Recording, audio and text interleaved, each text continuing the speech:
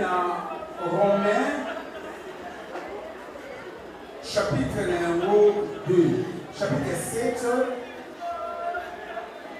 de verset 1 jusqu'au verset 3. Bible le dit.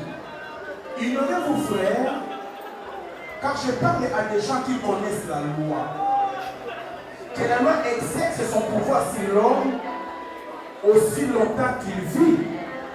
Ainsi, une femme mariée est liée par la loi à son mari tant qu'il est vivant.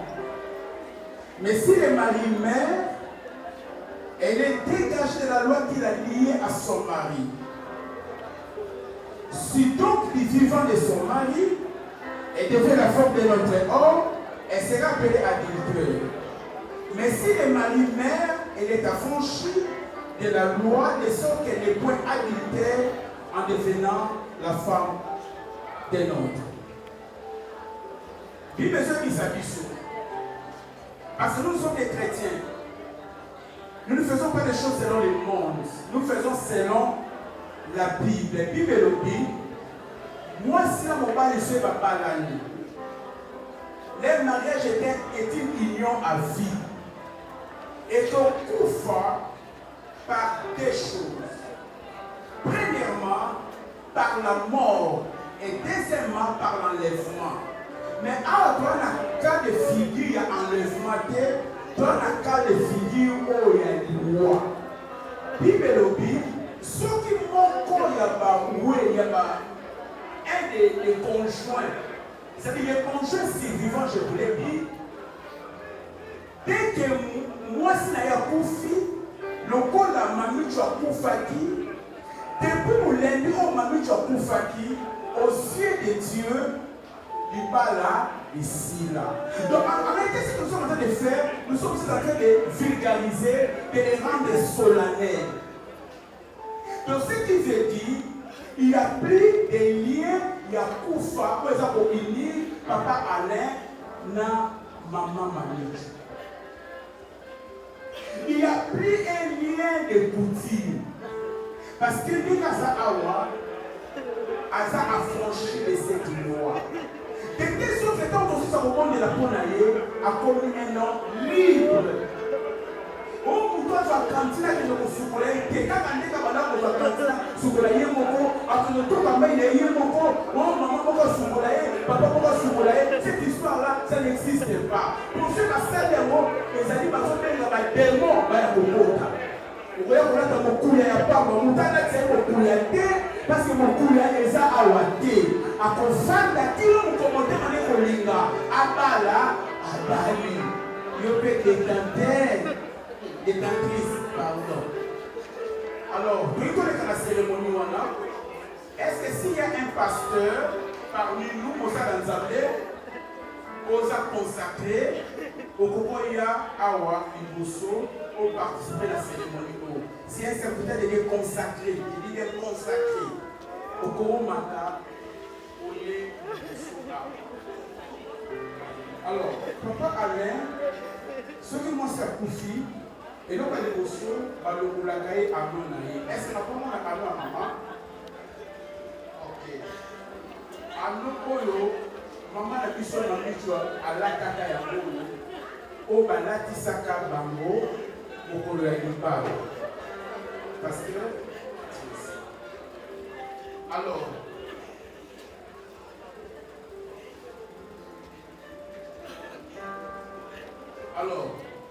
Toujours pour qu'il y ait ce qu'on peut naïr. Pour aussi ça va dire qu'il y a mariage prié. Seigneur mon Dieu, Seigneur mon roi, je sais qu'un jour, avec ma femme et ma mère et Toko, il y a un canapa. Il y a la famille. Il y a l'autorité de l'état civil. Et puis, il y a l'église. La nuit, ça va paraître, la nuit, ça va s'être, la nuit, ça va porter la barreau. Parce qu'on a chaque pour la vie jusqu'à ce que la mort les sépare. Et puis, Seigneur, parce que nous avons porté la vie pour la barreau, puis, parce qu'il y a une mariage. Et la promesse que nous avons fait, c'est ezala qui symbolisait na ano oyo ezala na loboko ya Alain. Lelo, en vertu de ta parole comme ton serviteur. Comme ton serviteur. Naye kolongola Alain mabana ano oyo elembo ya mariage na bango. Pour la propriété pendant le mot, Alain est libre. Rien sur le plan spirituel, rien sur le plan physique ne peut encore l'attacher, le mettre ensemble avec ta servante, oui. Avec ta servante, Marie Choketia, elle vient à la gloire. Elle est là plus d'une semaine. Aussi, je suis en train de prier. Je suis en train de prier. Je suis en train de prier, Seigneur, par le pouvoir que tu m'as donné. Si le plan spirituel, je viens, mais mon cœur, ma lignoso, oh yonzango tambaka, ya mariage, la toute déclaration allègement et pas la yo, fumula alena mamicho, et que Alain a comme un homme libre, le coup la mamicho a comme une femme libre dans ta présence. Pendant les lots, la zone téléméla. Nguya nyonso ya kufa, nguya nyonso ya mokuya, nguya nyonso ya kuti, oba tukakoli koloba na kobombama, oba tukakoli kolata elongi ya mamicho po baya kobundisa ye, po mona kai na butu, naza kokata, naza kotelemela, milimo ya kufa, nazo telemela, milimo ya nécromancie, nazo telemela, esprit d'enfouissement, nazo telemela, esprit de mort, oya ka visiter. Et pour visiter Alain au nom de Jésus. La déclarer Alain libre. Esprit na libre. Âme na libre. Corps na libre. Nous avons bon de là. Apprendre de nouveau à vivre sans mamicho. Oui. Parce qu'il est pour la vie de mamicho. Mais l'élo, nous avons bon de là. Ça la consolateur na ye. Il va la consoler. Ça a été Alain. Azala heureux na ba reste et jour où atikali na yango na kombo na Yesu. Amen.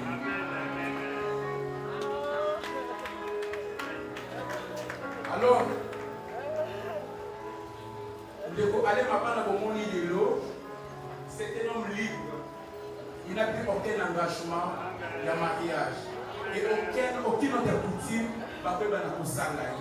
Et ma famille va beaucoup de ezalaka basolola po ete balobaka masu ekufaka libongo etika. Est-ce que vous pouvez faire pour sur vous? Alors nous avons bana ko bazaki ici na couple oyo.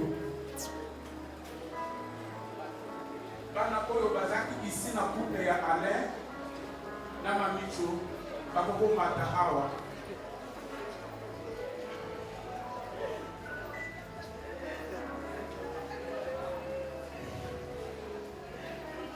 Oui, les enfants, vous pouvez vous agenouiller, nous allons prier pour vous. Agenouillez-vous.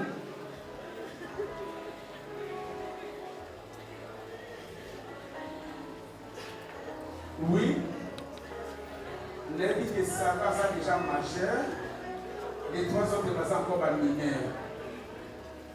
Et passent par orphelin. Mais je pense qu'on a dit définition orphelin dans la Bible. Orphelin, c'est toujours une personne qui est encore mineure. Un jour, nous avons dans l'église, maman a 52 ans. Elle a dû proposer un problème. Maman a dit, papa, nous avons conseil dans l'eau, orphelin de père et de mère. Maman 52 ans. Alors il les a orphelins, orphelines de père et de mère. Sinon, ils sont souvent orphelins. Alors voilà, nous sommes là. La série n'a pas osé, aux amondini. Nous sommes pour la prière, nous sommes là. Si tu n'as pas de maboko na nzambe, nzamba bomba bango, abatela bango, bakola malamu, et à ça baba na bitike qui est des orphelins, à cause de bon malamu, base la paix partout. Sitôt héritage maman baba tike la bango. ezalaki nzela ya Nzambe. Tobondeli mpona bango au nom de Jésus. Prions.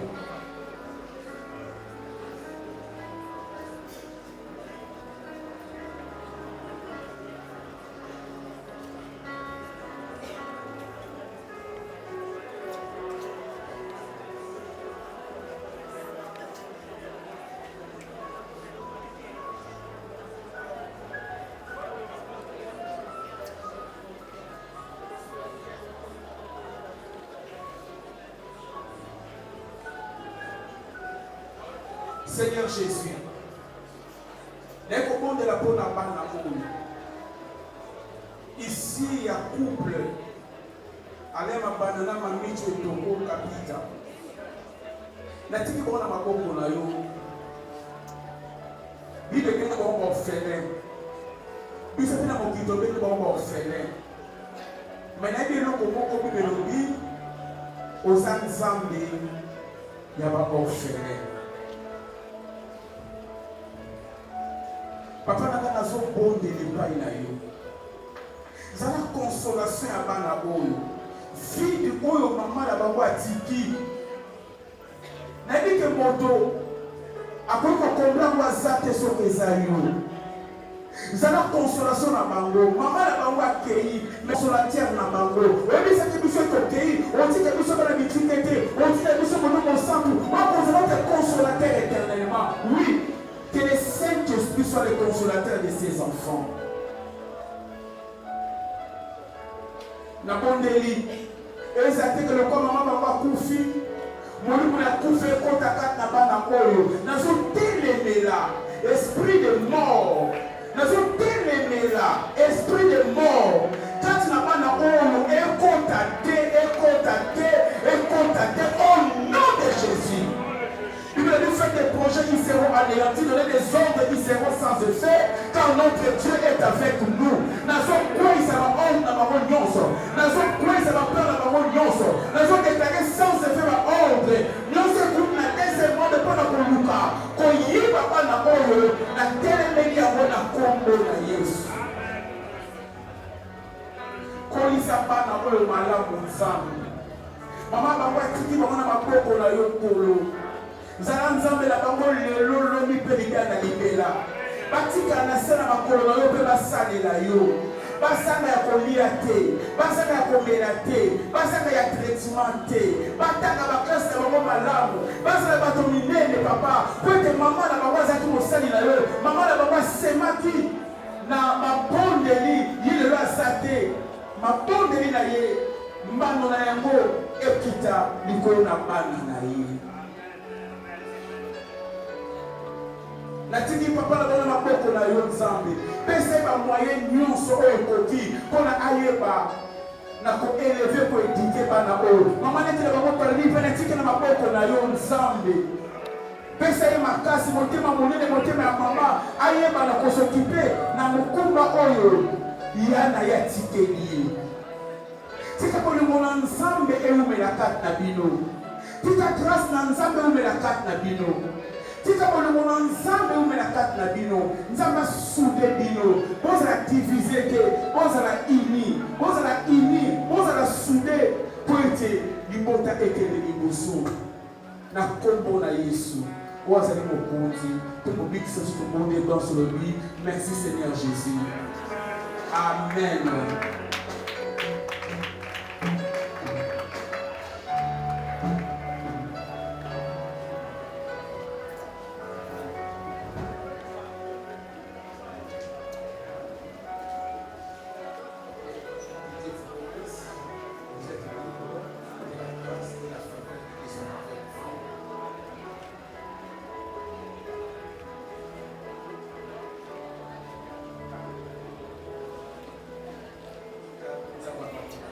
Que Dieu vous bénisse. Aussi, c'est le monde.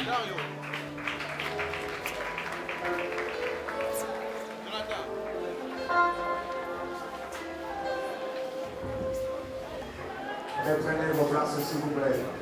S'il vous plaît.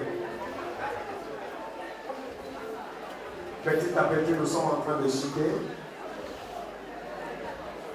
Nous voulons présentement passer à une autre chose. On vous a donné que les adultes. Culte nyonso.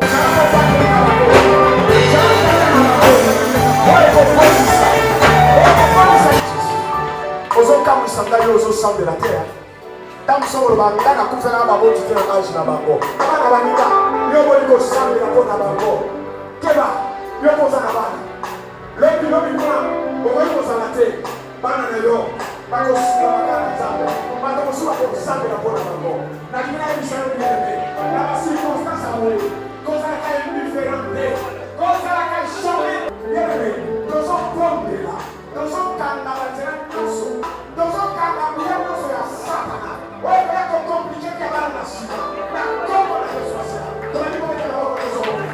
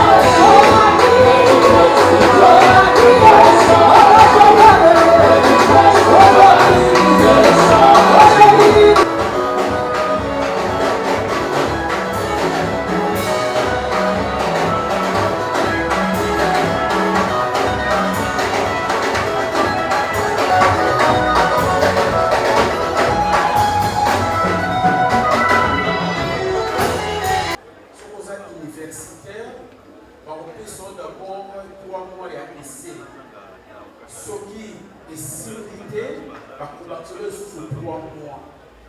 Pourquoi alisina yango bakoyeba na koengage yo.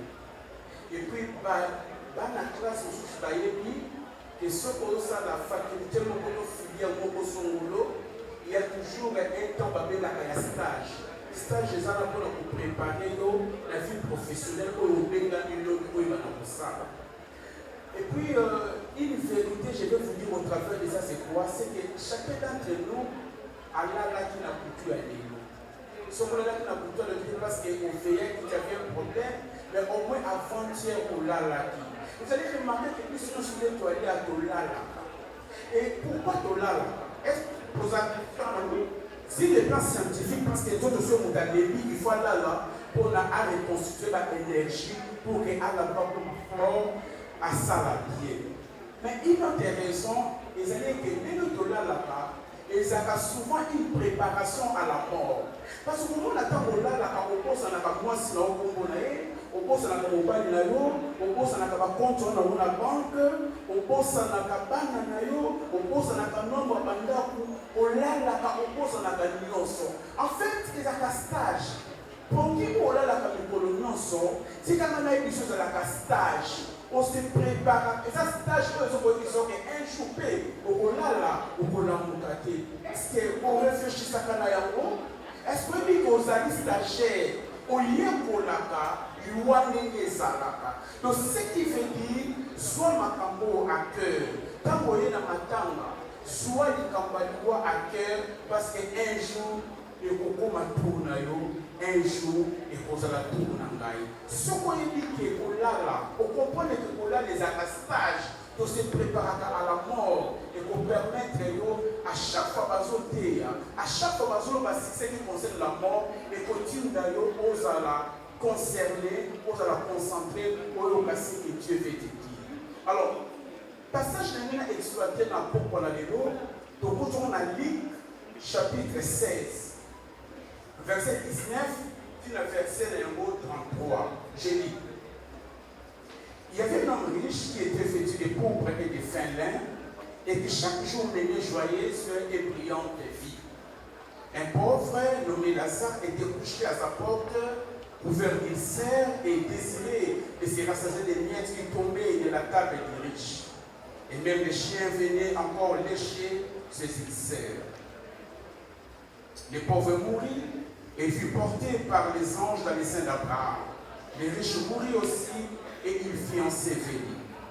Dans les séjours des morts, il leva les yeux. Et tandis qu'il était en proie au tourment, il vit de loin Abraham et Lazare dans son sein.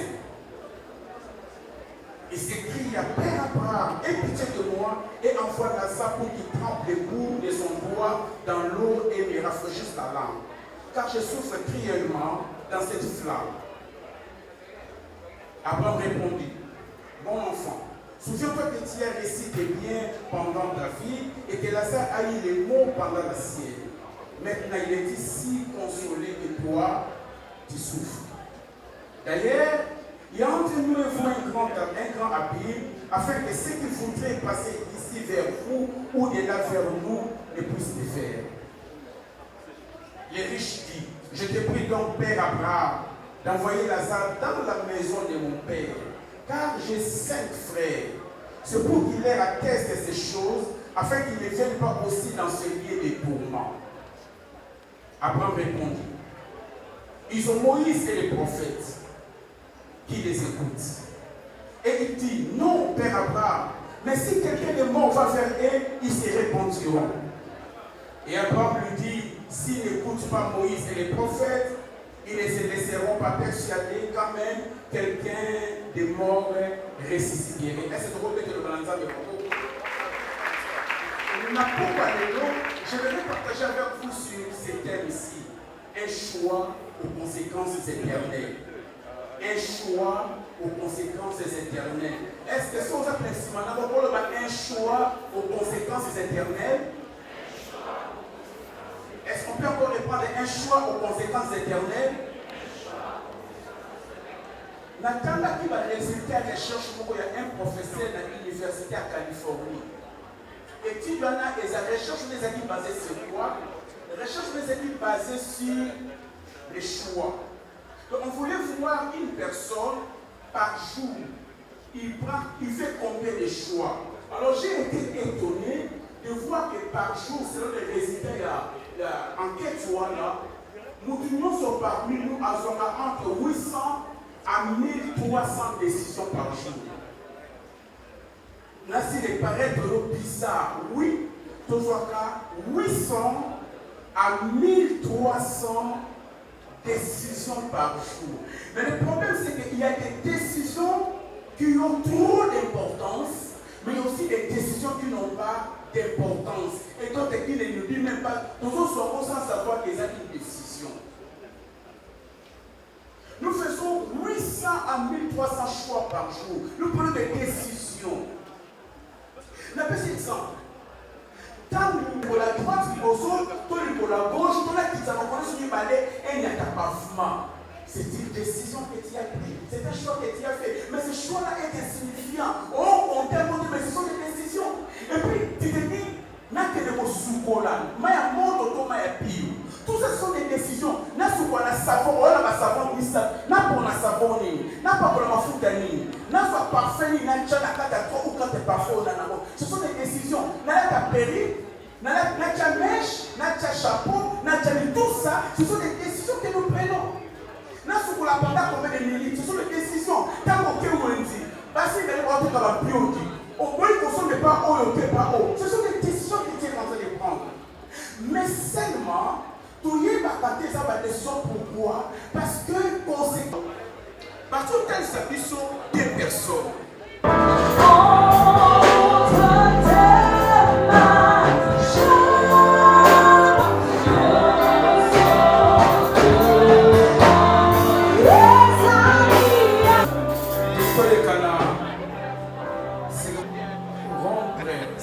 Spirituel, les mariages